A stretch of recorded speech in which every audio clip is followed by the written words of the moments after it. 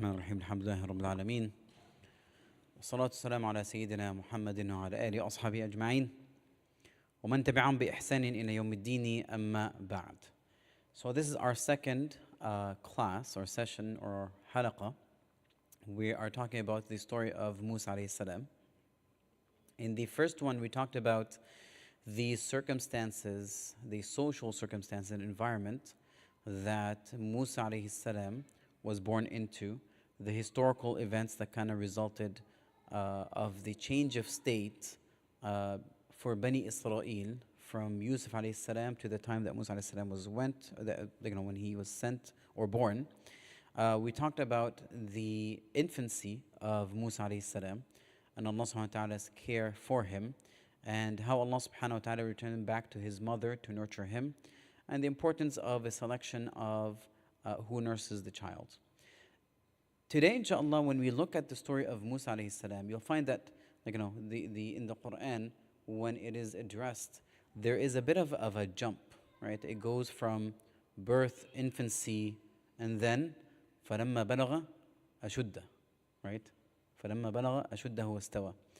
Or وَلَمَّا بَلَغَ أَشُدَّهُ وَاسْتَوَى, which means when he reached Ashudda, which is referring to the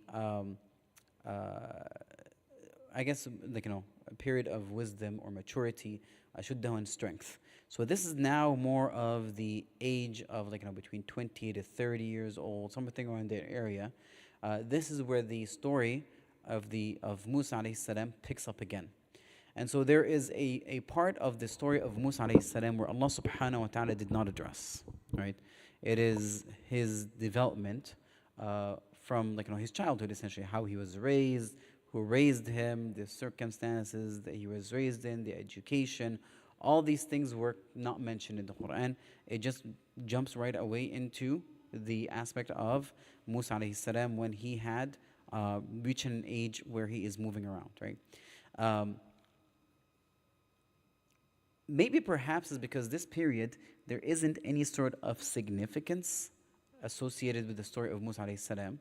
And Allah subhanahu wa ta'ala, when he mentions many of the stories, unimportant details are skipped over, which tells us sometimes certain things are not important, we should not waste our time with.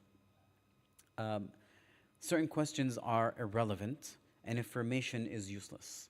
I'll give an example, right? When Allah subhanahu wa ta'ala talks about the in Surah Al-Kahf, Al-Fitya, the young individuals that were in the cave, and Allah subhanahu wa ta'ala mentions the dog that was with them, right? And that's it. Now some people would ask, how old was the dog? What was his name? Right? What was his color? What breed it was? Completely irrelevant, right? And Allah subhanahu wa ta'ala is teaching us perhaps to focus on what is important and not waste our time with things that are not of significance, that have no value to it in terms of action or consequences. It's irrelevant what the dog's name is. Call him whatever you want to call, that doesn't change anything, right? Doesn't change our belief that the dog was there, doesn't change our, the fact that the dog's saliva or the dog's is najis or anything like that at all. Doesn't change any of that. And so over here, Allah subhanahu wa ta'ala just completely jumped over that age, and it went to the remainder of the stage where things kind of pick up and the story moves on. Now we know that Musa alayhi salam was raised in the palace of Fir'aun, and with his own eyes, as he grew in that palace, he would see how much luxury and wealth that Fir'aun and his family lived in, and the people of Fir'aun, which are the Aqbat, right, what they kind of lived in, and how he compared that to the misery of Bani Israel, their state that they lived in, right, the oppression that they were in. And so he was able to see drastically the comparison between that life and the other. Now, Allah subhanahu wa ta'ala, when he placed Musa alayhi salam in that position, essentially he had an official title, right? He was it was called Rabib al-Qasr. Rabib is when you are not the child of a person, but they raise you, right? That's called the Rabib. So Rabib al-Qasr, which means the Rabib, or the stepson of the palace, I guess, can be considered as stepson. And so sometimes, they would consider him the son of the king, right? The one who is pampered. And so Musa A.S. was able to freely move around in the palace and move around in the community without anybody telling him what you're doing. He did as he pleased because of that direct connection with Fir'aun and his wife, right, Asiya. Now, the other attribute or quality that Musa A.S. had was that at the same time he was being prepared, right, and raised with the qualities of a prophethood, right? Chivalry, for example, those manners and etiquette of supporting the oppressed, standing for what is right. And so Musa A.S. seemed to have used his position, right, as the prince or the son of Pharaoh. He was never called that, but essentially that is his level, in a way that would benefit the larger community. Because once again, they would not say anything to him.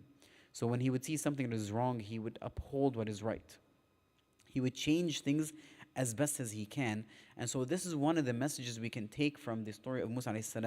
early in his life, is that how that we should, as Muslims, utilize our positions to do good whenever we can, right?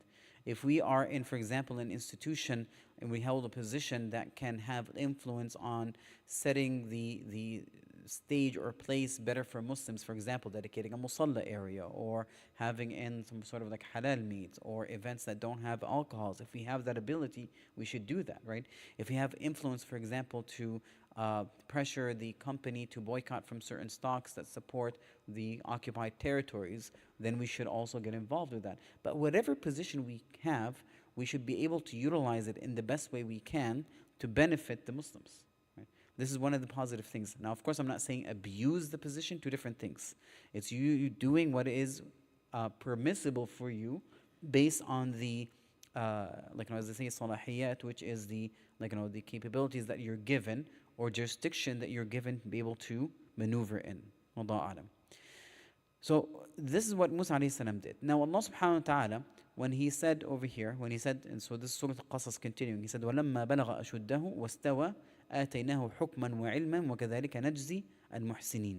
So Allah subhanahu wa ta'ala said, وَلَمَّا بَلَغَ أَشُدَّهُ, right? So Musa A.S., he described him as two things, وَلَمَّا بَلَغَ أَشُدَّهُ وَاسْتَوَى.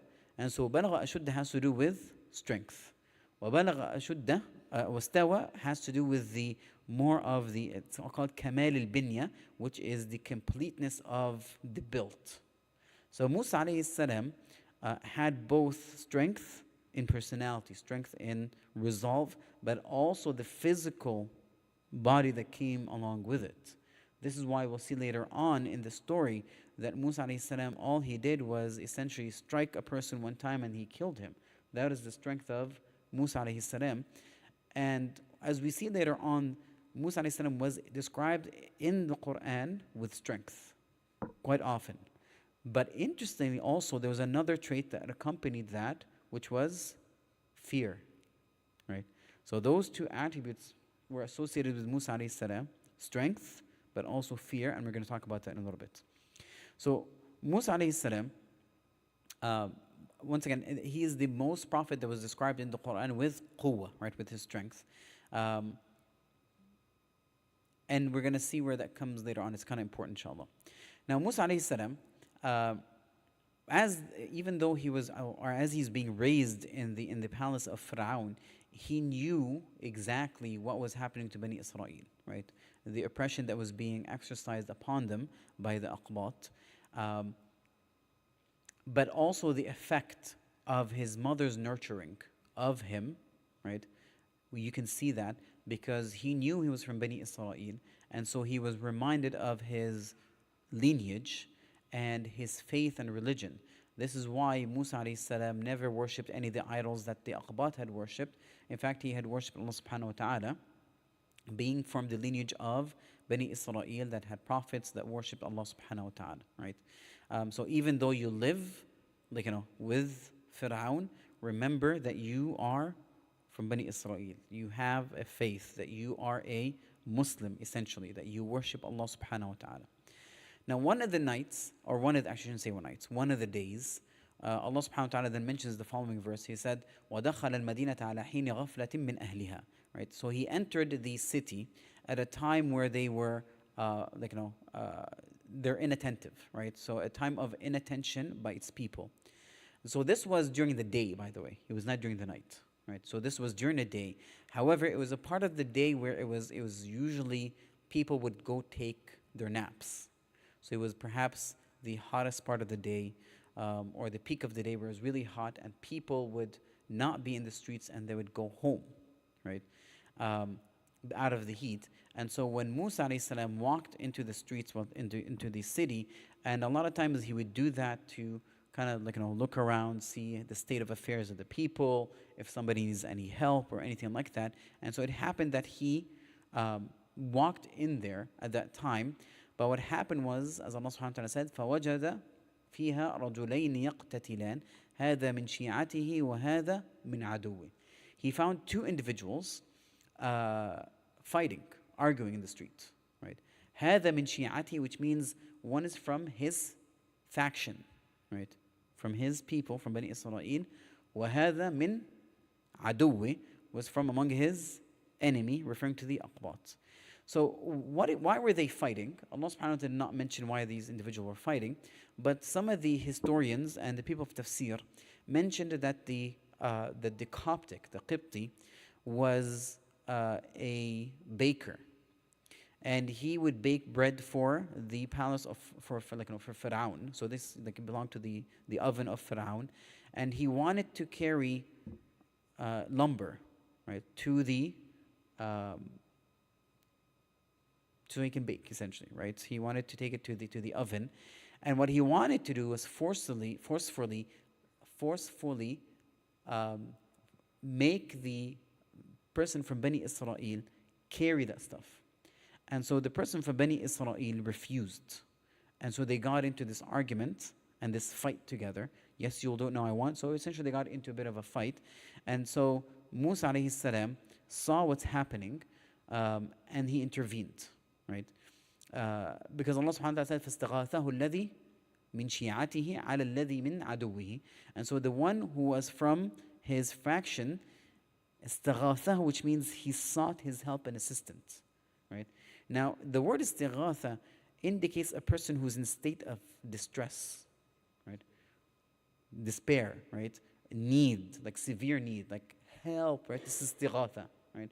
You know, that's why we say istaghith billah, which means ask Allah subhanahu wa ta'ala for assistance. This is the state that we ask Allah subhanahu wa ta'ala in, a state of dire need, because we always need Allah subhanahu wa ta'ala.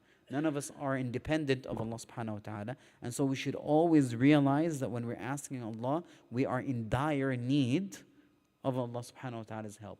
And so وَاسْتَغَاثَهُ kind of reflects that, that need of that person, that helplessness he felt, that despair, the distress that he went, فَاسْتَغَاثَهُ. And so he called him to help him.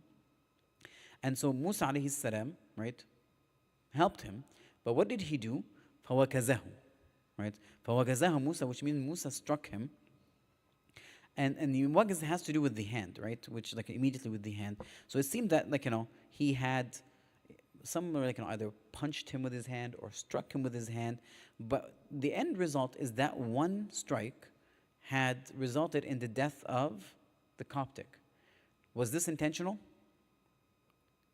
It was not intentional, right? This was more of an accidental death. Right? Musa A.S. did not intend to kill that individual, but it was an accident. And it had to do because of the strength of Musa A.S. Now, once that happened, Musa A.S. realized and quickly, right? What he did quickly, as Allah subhanahu wa ta'ala mentioned, he said, هَذَا مِنْ عَمَلِ الشَّيْطَانِ. Right? He said, this is from the work of the shaitan. He realized that this what happened was the work of shaitan, that quick response without proper thinking, that overexertion of strength that was not intended at all. Okay? And so he said that هذا من عمل الشيطان إنه عدو مضل مبين. He is an enemy that would lead astray, right? Indeed, he is mubin, a manifested, misleading enemy. And so this is how Musa A.S. did, which means that he immediately returned to Allah subhanahu wa ta'ala in repentance.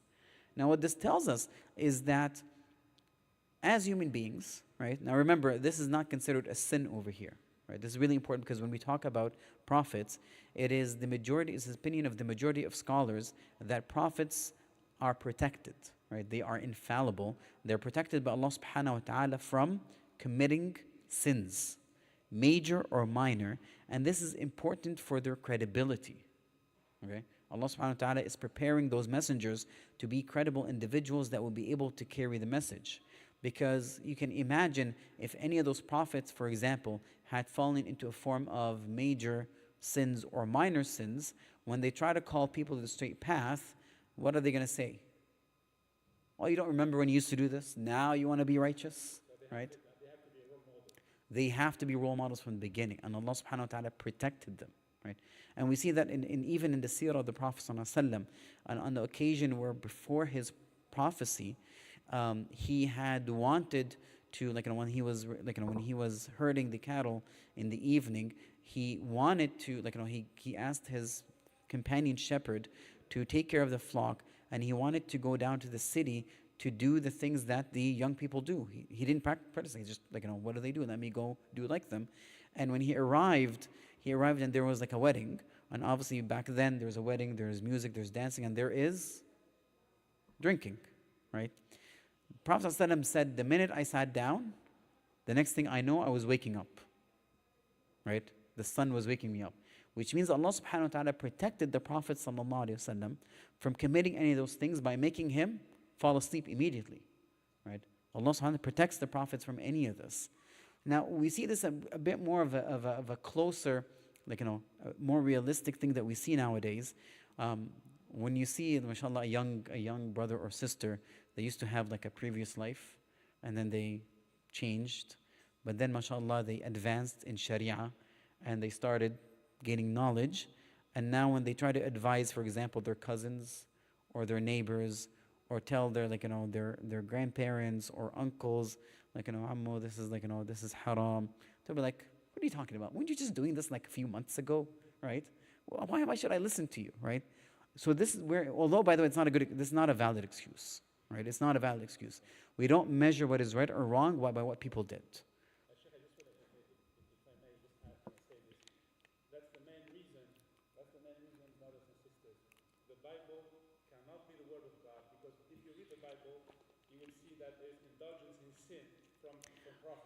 Yes, unfortunately, the Bible does depict the prophets and indulging in horrible sins that you cannot even say out loud in public, right? Unfortunately, this is their view of prophets. Wallahu alam. But anyway, the point is Musa A.S., right? What he did was, return back to Allah subhanahu wa ta'ala. And so we learn from this is that the issue is not falling into sin, but the issue is, what do we do after that sin, right? We should probably return back to Allah subhanahu wa ta'ala, right? This is why Allah subhanahu wa ta'ala, he talks about the righteous people. وَالَّذِينَ إِذَا فَعَلُوا فَاحِشَةً أَوْ ظَلَمُوا أَنفُسَهُمْ ذَكَرُوا اللَّهَ فَاسْتَغْفَرُوا لِذُنُوبِهِمْ وَمَنْ يَغْفِرُ الذُّنُوبَ إِلَّا اللَّهِ. And this is in Ali Imran, where Allah subhanahu wa ta'ala said, he's talking about the muttaqeen, those are people who have actually taqwa. He said, وَالَّذِينَ إِذَا فَعَلُوا فَاحِشَةً. Fahisha is usually something that refers to a major sin, right? And it's usually more of the illicit behavior, right? Major sin, أَوْ ظَلَمُوا أَنفُسَهُمْ, or they transgressed upon themselves, and that the scholars say that can refer to minor sins. What happens? ذَكَرُوا اللَّهِ, they remember Allah subhanahu wa ta'ala immediately, right? فَاسْتَغْفَرُوا لِذُنُوبِهِمْ, and so they ask for repentance. And who forgives sins but Allah subhanahu wa ta'ala? So it's not the fact that we sin, but it's what we do afterward. Do we return to Allah subhanahu wa ta'ala, or do we insist on committing that sin? Now, one thing I have to comment about, there is no such thing as a loophole, right? And I remember this when I was younger. It was one of the funniest conclusions, a discussion with my, now I laugh at it, of course, right? I thought it was genius when I was younger. When we heard that, Hajj eliminates all your sins, right?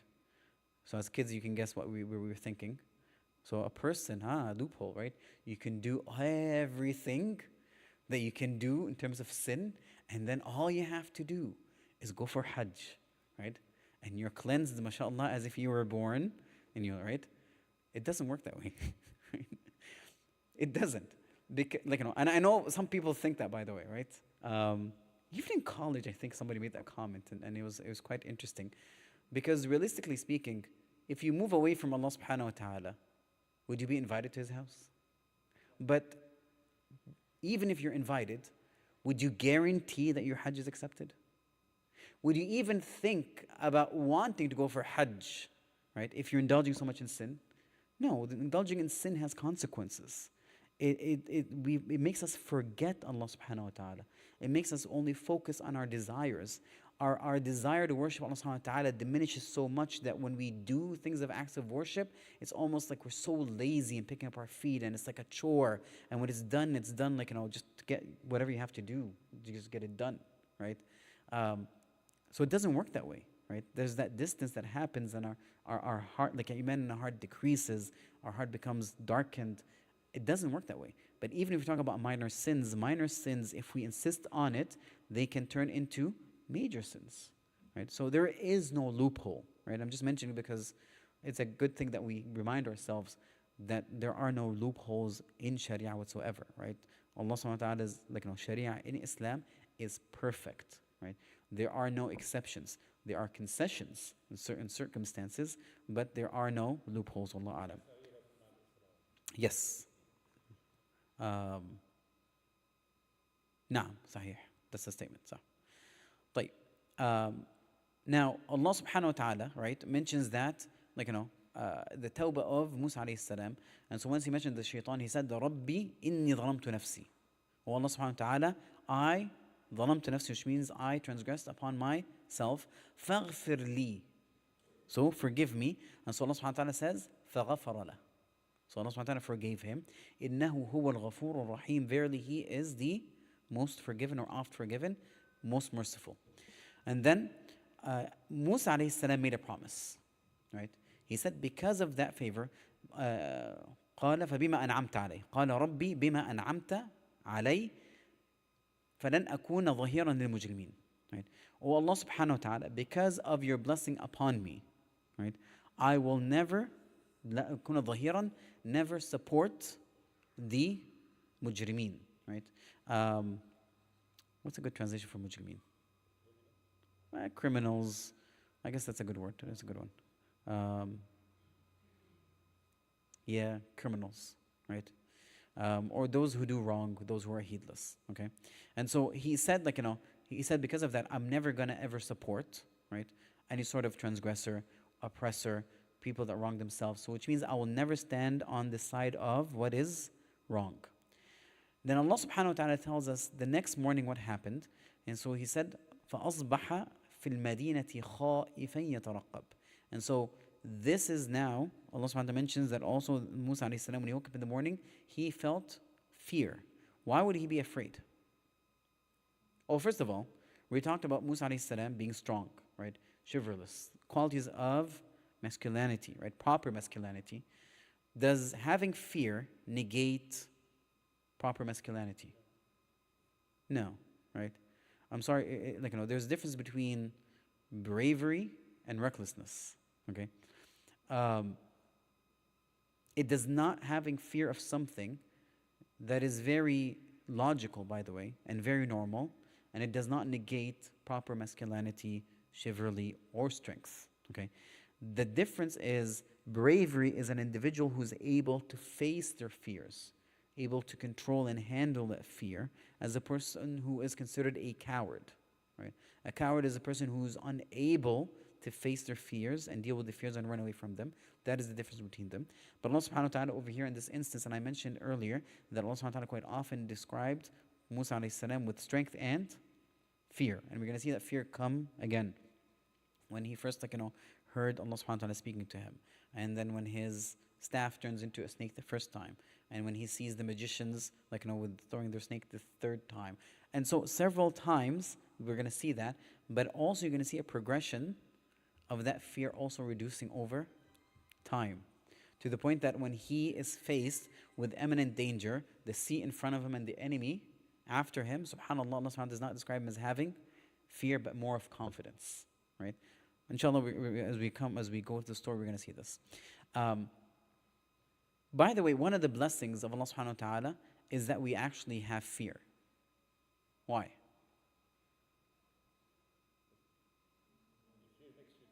Sorry? Okay, fear of Allah, right? But even then, if we just among ourselves don't have any fear, yes.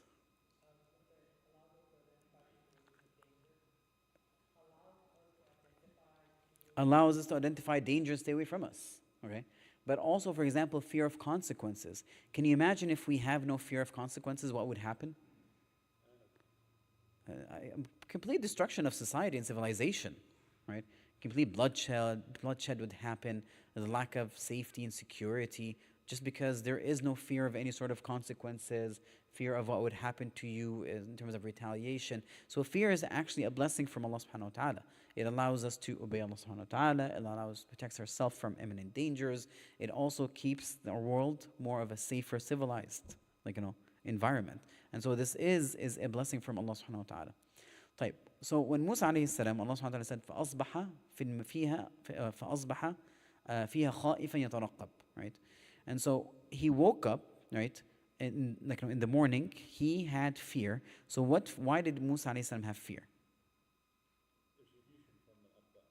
Good, because you remember he is from Bani Israel, and the person that died was from Al-Aqbat. In the end, even though he is considered the child of Fir'aun, still, they're going to remember you're not from the Aqbat. How dare you shed up your blood? Right? And so he was worried about that. Now, interestingly, Allah subhanahu wa ta'ala says, فَإِذَا الَّذِي اسْتَنصَرَهُ بِالْأَمْسِ يَسْتَصْرِخُ. When he went into the city, that same person that he had saved the day before, what happened? يَسْتَصْرِخُ, which means he's crying out to him again. Which means what happened again? He's fighting again. Right? Now, what do you think of a person who keeps getting into fights that he cannot handle? Huh? Obviously, they're a problem, that they are reckless, that they are, what's the word to describe it? Well, troublemakers, but also not smart. Like, you should pick the fights that you're able to stand in. No one should pick a fight with five guys, like 1 against 5. That's not very smart. Right? You should not be doing that. You should not be if you pick a fight with somebody who's 3 times your size. That's not smart, right? Absolutely not smart. So obviously, it seems like this individual is picking fights that they cannot handle themselves in, right? And so, so Musa alayhi salam, right? He told him, إِنَّكَ لَغَوِيٌّ إِنَّكَ لَغَوِيٌّ مُبِينٌ, right? إِنَّكَ لَغَوِيٌّ مُبِينٌ, which means that you are, you're evident, persistent deviator, okay? Because what are you doing? Why are you, why are you doing this again, right? And so, Musa alayhi salam, right? When he, by the way, nobody obviously saw what happened the night before or the day before, right? The only person that knows that a person had died was Musa and the person from Bani Israel, right? Person from Bani Israel. I'm talking about creations. Obviously, Allah subhanahu wa ta'ala knows, the angels have witnessed all these things, but we're talking about in that circumstance, people that can witness. It is Musa alayhi salam and the person from Bani Israel. Okay, and so once again he was fighting. As Musa alayhi salam was walking around in the street, he saw the exact same person fighting with another person from the Coptics, and he called out to him, right? Help me, right? And so this person is pretty much an idiot. Right? I don't know what else how to describe him. And so he was telling Musa alayhi salam to help. And so Musa alayhi salam's response was, إِنَّكَ لَغَوِيٌّ مُبِينٌ. You are evidently a persistent deviator. Now, does that mean that Musa is not going to help that person? No, it doesn't mean that. However, it seemed that the person from Bani Israel might have felt that Musa alayhi salam was mad at him. Of course he was, but that might not have helped him. And this is why when Musa alayhi salam moved closer to him, he said, فَلَمَّا أَرَادَ أَن يَبْطِشَ بِالَّذِي. So when Musa alayhi salam, when he wanted to strike, right, the enemy, the person said, يا موسى, right, قال يا موسى أتريد أن تقتلني كما قتلت نفسا بالأمس. Do you want to kill me like you killed a soul yesterday? Okay. So there are two interpretations, but the stronger one is that the Bani Israel is the one that made the statement, right? Do you intend to kill me like the one you killed, when you killed yesterday?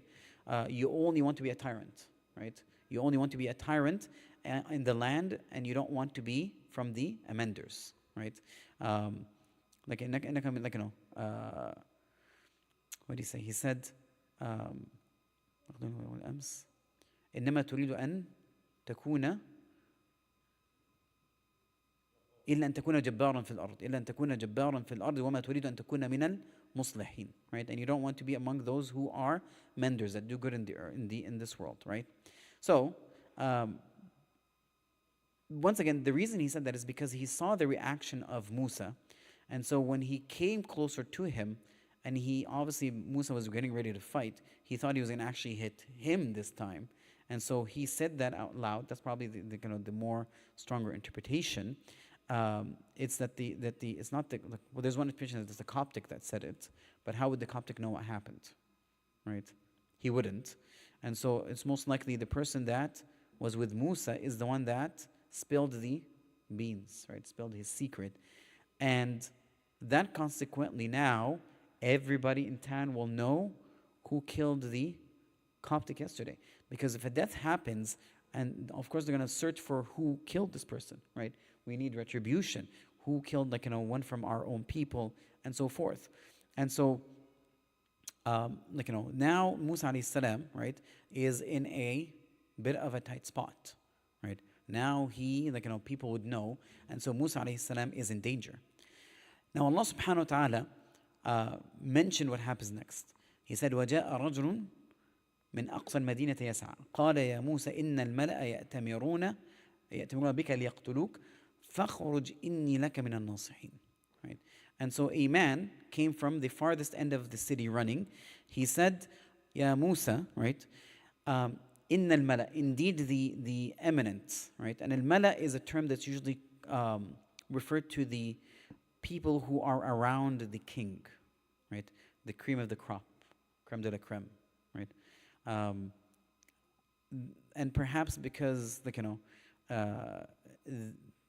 there's interpretations of why they're called that, but essentially one of them is that they essentially fill the site with reverence and fear and whatever, richness.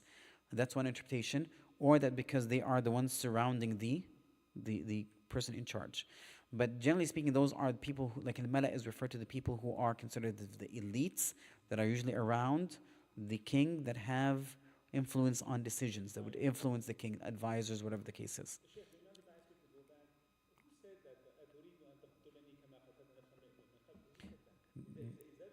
Two interpretation. One is that it was the person from Bani Israel himself that he has saved. He didn't see it that way, right? So for example, what happened was, so that from Bani Israel, now he's fighting again, and he called to Musa. Musa did not jump to his help right away. He said something first. He said, إِنَّكَ لَغَوِيٌّ مُبِينٌ. So he yelled at him. And then he charged. So I got yelled at. Now I'm being charged. So what did he think is going to happen? He thought that Musa was going to hit him. So that's why he said, you want to kill me like you killed somebody yesterday? Right? Yes.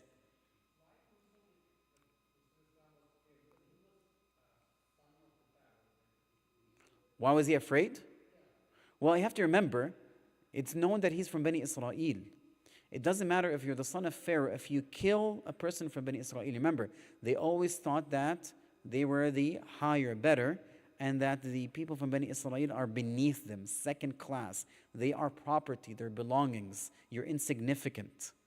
How dare you talk to us in the first place, let alone kill us?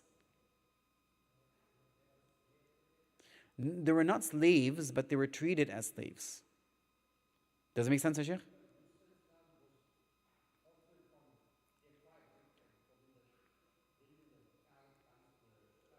It doesn't matter. Remember, Fir'aun didn't like Musa in the first place. He didn't like Musa in the first place. He didn't want him there. He did it because Asiya convinced him. Right? And so now, when, well, he actually wanted to kill him. It's said that he wanted to kill him as a child. So he said that, like, so there was an incident that happened that Musa A.S. threw something at Fir'aun as a child. And so Fir'aun got really, furious. He said he did this on purpose. I'm going to kill him. And so they told him, no, he's a child. He doesn't know the difference between, he doesn't know what he's doing. And so he said, okay, I'll test him. So he gave him he put in front of him a date and a coal, right, a burning coal. And they said, we're going to put it in his, we're going to try to feed him. If he knows and he's intellectual, he knows what he's doing, he'll know what to take or not. So Allah subhanahu wa ta'ala made Musa A.S. put the coal in his mouth, and it burned his tongue. That's why he had a speech, impediment later on. It's gonna, Allah subhanahu wa ta'ala would cure it later on. But that's why the dua, وَحْلُلْ عُقْدَةً مِنْ لِسَانِي يَفْقَهُ قَوْلِي. Right? هَارُونَ أَخِي إِنَّهُ أَفْصَحُ مِنِّي لِسَانًا. Right? This is why he wanted Harun, because he had more, speech was more understandable. But Allah subhanahu wa ta'ala, we're going to get to this inshallah, it said that Allah subhanahu wa ta'ala cured him from that speech impediment. So Fir'aun wanted to kill him as a child, more than once. Right?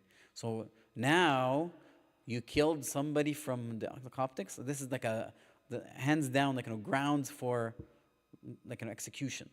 Right? Actually, Allah mentions Surah Taha, يَأْخُذُ عَدُوٌّ لِي وعدو. by enemy, and his enemy will pick him up. Well, that's talking about the future, right? That's in the future, because later on there'll be enemies. طيب. Where was I? Oh, the man came to Musa A.S. and he had warned him. He said that the eminent ones are conferring over you, because now they found out who killed the Coptic, right? And so they intend to kill you. And so he advised him. He said, leave the city. I am a sincere advisor to you, right? Now, we don't know who this individual is that warned Musa A.S. There are some statements that it is the believer from Ali Fir'aun, right? That he had hid his belief. He's the one that warned him.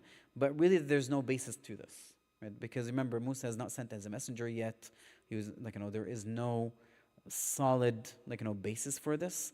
And so we'll just leave it as a person that Allah subhanahu wa ta'ala had sent, right, the way of Musa to save his life as a means, right, that he would warn him. And so Musa alayhi salam, Allah subhanahu wa ta'ala had saved him through this person, right? And so when the Mala had decided, yes, yeah. No, it's okay.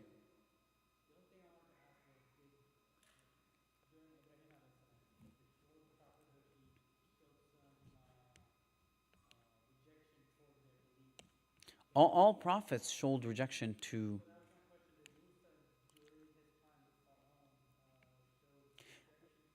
So Musa alayhi salam is from Bani Israel, and Bani Israel, they always had prophets in them, and so even though there was a distortion in their religion, some of the branches, they were still worshiping Allah subhanahu wa ta'ala. Right? And so Musa alayhi salam did worship Allah. It's not that he did not. His mother worshipped Allah subhanahu wa ta'ala. His family worshipped Allah subhanahu wa ta'ala. The majority of Bani Islam, because remember, they're following their prophets that came before them. Were there some people who were deviant? Yes. Right? And we know this also from Qarun. Right? Qarun was from Bani Israel, but he sided with Fir'aun because his wealth, it distracted him, it deviated him, whatever. We can come back to that later on, inshallah. And so Allah subhanahu wa ta'ala describes Musa alayhi salam, he's fleeing from Egypt. He said, فَخَرَجَ مِنْهَا خَائِفًا يَتَرَقَّبْ قَالَ رَبِّ نَجِّنِي مِنَ الْقَوْمِ الظَّالِمِينَ. And so Musa alayhi salam, he left, right, fearful. Again, he's described over here as having fear, and anticipating, right? There's apprehension, يترقب, right? He's waiting, something's going to happen, right?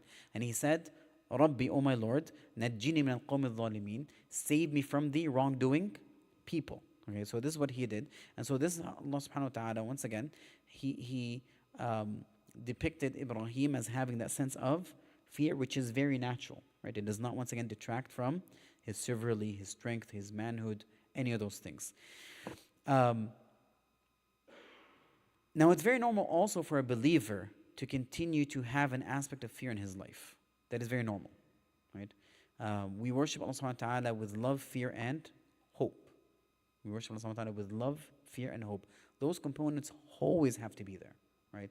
Because if we worship Allah subhanahu wa ta'ala with love alone, right? Just love, we will essentially, let's start with the easier ones. So if we fear Allah subhanahu wa ta'ala, if worship Allah subhanahu wa ta'ala with fear alone, then it will lead to disparity. If we worship Allah subhanahu wa ta'ala with hope only, that would lead to heedlessness. Because we're like, oh, Allah will forgive us. Allah will forgive us, right? Ghafur Rahim, right? And if it's with love only, right, without fear or hope, it will also make us cross certain boundaries. So all three components have to be there, right? And it's because the love is the driving force, the hope is that forgiveness of sin, and fear protects us from falling into sin. Those components are there. And the person who has more iman tends to have more fear of Allah subhanahu wa ta'ala because they're more aware of Allah subhanahu wa ta'ala. So Musa A.S, when he escaped, when he ran out of Egypt, he was like, apprehensive a little bit, watching what's going on, happening. And he made that dua, right? Oh, Allah subhanahu wa ta'ala, save me from the wrongdoing people. Now, Musa A.S, now he's moving from one stage of his life to another stage. A stage where he had a home, where he was among his family, to a stage where he is now a refugee, right? Running. A stage where he had luxuries of life to a stage where he has nothing anymore, right? So that is the intermediate stage. From the palace to the essentially dirt and yes. And so almost all prophets, they move from one stage to another. And you see the Prophet ﷺ himself, our Prophet ﷺ, he moved through those stages, right? When he ran away from Mecca to Medina, right? أَلَمْ يَجِدْكَ يَتِيمًا فَآوَى وَوَجْدَكَ ضَالًّا فَهَدَى وَوَجْدَكَ عَائِلًا فَأَغْنَى. Right? All these things, these prophets move through those different stages, and it's part of the, subhanAllah, the tadbir, or the plan of Allah subhanahu wa ta'ala, to create prophets that would understand the different things that people go through, right? But all our experiences tend to shape our worldview, tend to give us experiences that will be beneficial in anything else we face in life. And so the Prophet ﷺ, especially if you look at the Prophet ﷺ, Prophet Muhammad, any stage we have in our life, we can find a role model in those prophets, right? Some more than others, yes, but specifically about the Prophet ﷺ, you'll always find a stage that you can relate to the Prophet ﷺ, right? A stage where when he was rich and had a lot of provision, and a stage when he was poor and young, beginning his family, right? A stage where he lived in his homeland, a stage where he was a refugee, right? State of oppression, state of power, right? Whatever you think about, you can find a role model in the Prophet ﷺ. Victory and defeat, right? Anything you can think of, right? Health and sickness, right? طيب. Now Musa A.S, when he moved to the next stage, he kept running, and he escaped until he reached the area of Madian, right? فخرج خائفا يترقب قال رب نجني من القوم الظالمين ولما توجه تلقاء مدين قال عسى ربي أن يهديني سواء السبيل. And so when he directed himself towards Madian, so did he know where he's headed? He didn't, right? But he headed somewhere. He started, and then he said, ربي اهدني ربي عسى ربي أن يهديني سواء السبيل. Perhaps Allah subhanahu wa ta'ala, or my Lord, will guide me to the sound way, right? And so there's two important messages over here, right? The first one has to do with having husn al-dhann, right? Husnul dhan, which means thinking well of Allah subhanahu wa ta'ala. That is really important. So he is escaping, he's running, doesn't know where to go, but he had a good opinion of Allah subhanahu wa ta'ala that he will guide him. And so Allah subhanahu wa ta'ala guided him. Allah subhanahu wa ta'ala in Hadith Qudsi said, أَنَا عِنْدَ ظَنِّ عَبْدِي بِي. I am as my servant thinks of me. Right? فَلْيَظُنَّ بِي عَبْدِي مَا يَشَاءُ. So let him think of me what he wants. So if you think and you believe truly that Allah will guide you, then this will happen. If you think that Allah subhanahu wa ta'ala will not guide you, then yes. I'm sure you'll get to it later.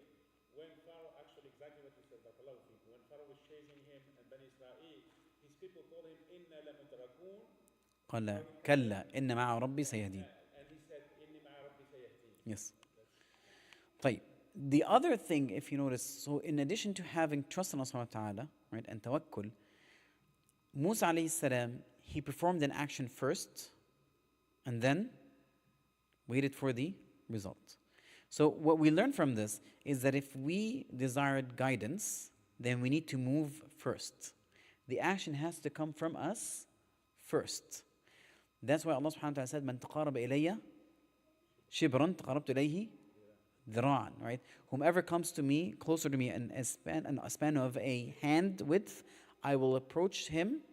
I will come closer to him with a span of a arm length. So it has to start from us. Exactly. Remember me, I will remember you. Right?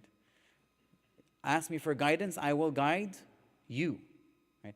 The action always has to come from us. And this is really important because quite often, when we talk especially about being better Muslims, right? We tend to have this way of doing things that will say, make dua for me, that Allah guides me. That is great. But what did you do? Right? It's like sitting there and saying, make dua that I'll pass this test and not studying. It does not make sense, right? When a person says, why aren't you praying? Oh, make dua for me, I'll pray inshallah. Right? No, you have, there's steps that have to be taken, and Allah subhanahu wa ta'ala will facilitate it. Right? Will help you through it. But that has to come from us first. And so there's always the start, but subhanAllah, the response is always magnified. Allah subhanahu wa ta'ala is extremely generous. This is why the hadith I mentioned, he talks about if you come a hand span length, the return will be arm length. If you came walking, right, Allah subhanahu wa ta'ala will say the reaction will be hastening towards a person, right? If you come with the equivalence of this heavens and the earth of sins, then there's at least equivalence of that and more of forgiveness, right? This is how it is, Allah subhanahu wa ta'ala. And so one thing we learned from Musa's action over here when he went out, that dependence on Allah subhanahu wa ta'ala, that thinking of Allah subhanahu wa ta'ala, but also required that we first action, right? This is an important lesson we learned from Musa alayhi salam. And Allah subhanahu wa ta'ala, even in the Quran, He said, وَالَّذِينَ جَاهَدُوا فِينَا لَنَهْدِيَنَّهُمْ سُبُلَنَا. Those who strive in our path, we will guide them to our path. You start, the answer comes, right? And you talked in previous sessions, the example of Maryam when she was giving birth to Isa alayhi salam. Yes. So Yes. you have to take action. Yeah. طيب.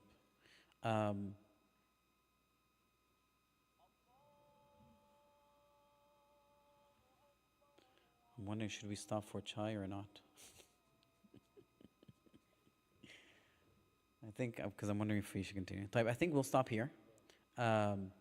Because we're going to talk about then when he came to the well of Madian. We're going to discuss later on several details, what happened there, some of the etiquettes of behaviors. Once again, his dependence on Allah subhanahu wa ta'ala, but also a discussion whether the Shu'aib that we're talking about is the Prophet Shu'aib or some other Shu'aib. We'll leave that discussion, inshallah, to not next week, the following week. We're not going to have, my class is not going to continue next week. Inshallah, there is a family halaqa next week, but I won't be here.